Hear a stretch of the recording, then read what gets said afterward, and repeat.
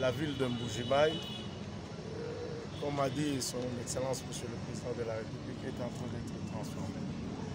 Nous sommes dans la vision du chef de l'État qui veut que la ville de Mbuji-Mayi, pas seulement la ville de Mbuji-Mayi, comme toutes les autres villes à travers le pays, puisse subir une transformation en termes de voies.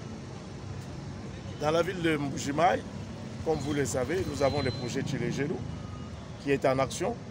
Hier, nous étions avec vous, là, on était en train de poser les enrobés. Et tout à l'heure, on est passé.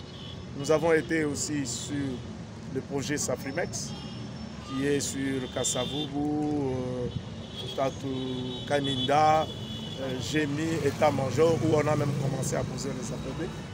En 6 de ces 2 projets, il y a un projet qui va démarrer d'un moment à l'autre. C'est le projet JMC, ce que nous appelons les 14 km. Qui va venir en 6 de 25, de 35, ça nous fait 60, plus les 14, ça nous fait 74 km que Mbuji-Mayi, la ville de Mbuji-Mayi va avoir.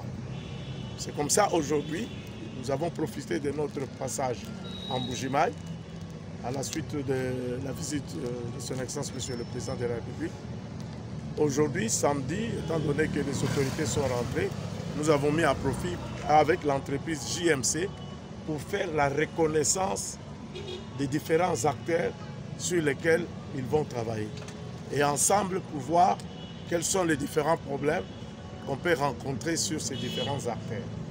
Et en même temps, avant de pouvoir faire cette reconnaissance, nous avions fait une réunion technique pour expliquer à l'entreprise qui va d'un moment à l'autre démarrer ses travaux, comment s'y prendre pour pouvoir faire l'immobilisation, c'est-à-dire le temps d'immobilisation. Le temps aussi, les circuits d'approvisionnement.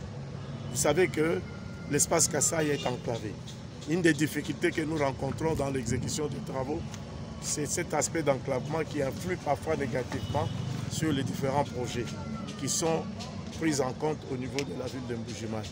Donc vous comprenez, c'est là où nous avons tenu la réunion technique avec eux pour que ce temps, avant qu'ils puissent démarrer les travaux, qu'ils étudient les circuits d'approvisionnement, l'amener du matériel, là où ils vont s'approvisionner en intrants nécessaires qui doit entrer en ligne de compte dans l'exécution des travaux.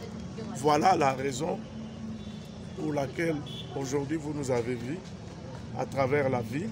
On a circulé, on était du côté cité Miba, on est venu du côté de l'aéroport et on termine sur cette avenue qui s'appelle l'avenue de Kashalabonzola. Donc voilà la raison de notre tournée aujourd'hui avec l'entreprise JMC et avec tous les responsables de la direction provinciale de la ville et de la province du Kasaï oriental. Le processus de contractualisation est presque au bout. On est en stade de signer les contrats. Mais nous avons pu anticiper sur les actions pour voir comment, comme ça l'entreprise a le temps de pouvoir se préparer. Ce financement se fera sur le modèle de PPP, le partenariat public-privé. L'entreprise JMC est allée chercher sa ligne de crédit auprès d'Equity, avec qui on a discuté, et nous, la partie gouvernementale, sur instruction de son Excellence Monsieur le Ministre d'État, nous avons mis en place un mécanisme de remboursement avec le ministère des Finances qui va nous soutenir dans le cadre de la garantie de remboursement, c'est-à-dire les trésors publics, si je peux m'exprimer ainsi. Et c'est ce qui va permettre à l'entreprise de pouvoir faire les travaux.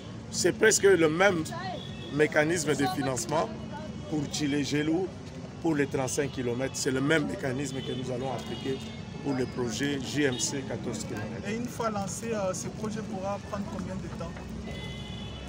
24 mois pour terminer les temps.